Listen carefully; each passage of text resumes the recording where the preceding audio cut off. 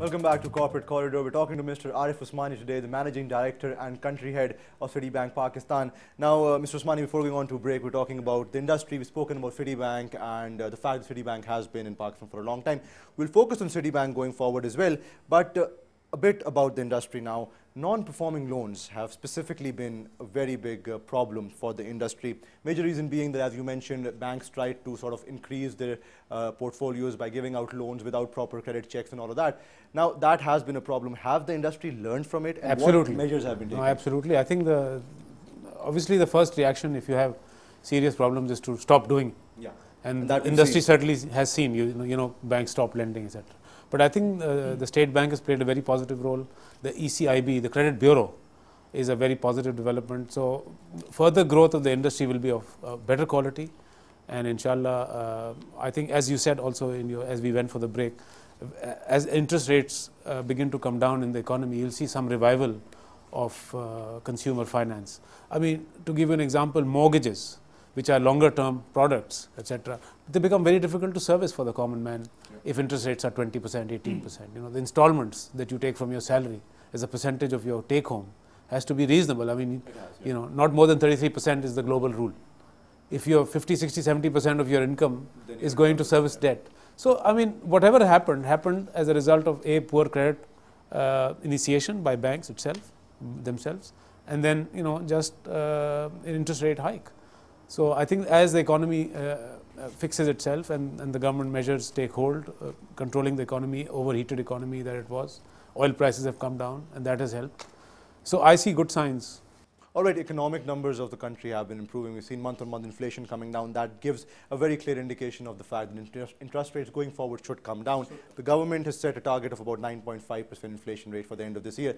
Hopefully they achieve this, but what looks good for the banking sector is that credit growth will come back. Now, automatically, we'll see customers coming back to banks such as yours to ask for loans. But at this point in time, what measures will Citibank or, for example, other banks take to make sure that the NPL issue does not arise once again? I mean, NPLs are a result of, your borrowers getting into trouble, right? Your borrowers get into trouble, you have NPLs. So, you have to select, customer selection is very important. Making sure the debt capacity of your customers is there. There are multiple ways out of credits. I mean, you don't lend to somebody only on the basis of assets. You have to understand his cash flows. So I think all those tools exist. I'm not saying anything new. Lending in a prudent manner. There are lots of very good bankers in Pakistan. I don't think there's an issue. There was an economic downturn last year. It has to reverberate through the banking industry. It will. NPLs have gone up across the world. Yeah. NPLs go up when obviously there's a cliche that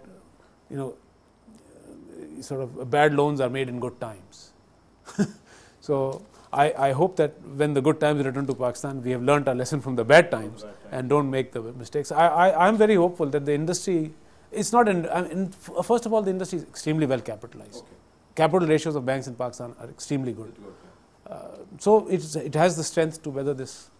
So we were safe. Absolutely. I don't. No, there's no concern. All right. And one more thing, Mr. Usmani. Now, in the previous year, we saw this as well. Since we're under an IMF program, the government of Pakistan has sort of been banned, or so to say, they are not allowed to borrow from the central bank. So in such a scenario, what we've seen is the government has put more of its reliance on the National Savings Certificate Scheme. And as a result, they're offering better rate of returns on that as well. Now, this automatically becomes a problem for the banking industry as well, because you're competing directly with the government. I feel, I totally agree with you. By the way, I feel if the NSS and the NSS in broad terms gets its act together, and I think the minister, the advisor on finance has on record in private conversations said that he's going to improve the services of the NSS. I think the banks better get ready for a big gorilla. So for a challenge. In such a circumstance, what will the banks then offer to the banks will have to improve their service, the banks will have to improve their rates, the banks will have to compete on these two aspects. I mean, what does a customer and consumer look for?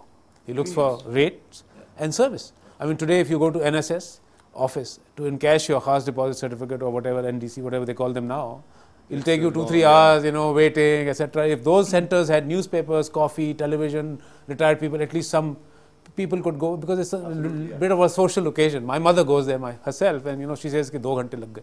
It took a long time.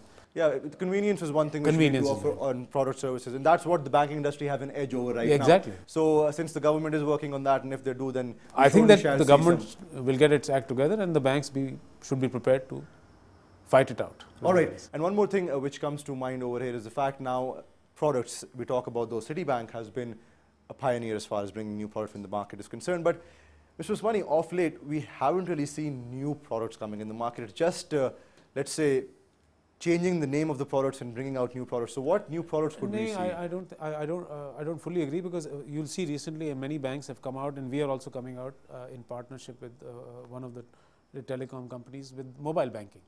I think that's the next phase of growth. Transactions through the mobile, which has become an instrument that everybody carries. I think the banks are going to emphasize that. Online banking, you might have noticed in the media, has also become. Citibank again was a pioneer of online banking in Pakistan and has a global lead in this area.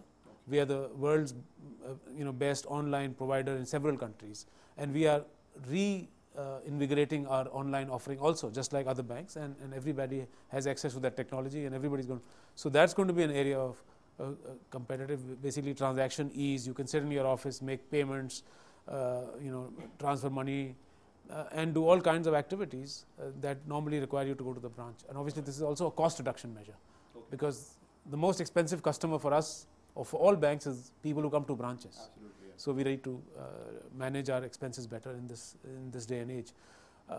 Yes, as far as consumers are concerned, I think apart from meeting their financial needs, maybe insurance is another avenue that you might have seen banks marketing. So that's a newer product in Pakistan.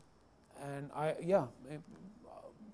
as far as innovation is concerned, Pakistan has all the products that other people have, and some of the products we don't have, we are glad we don't have.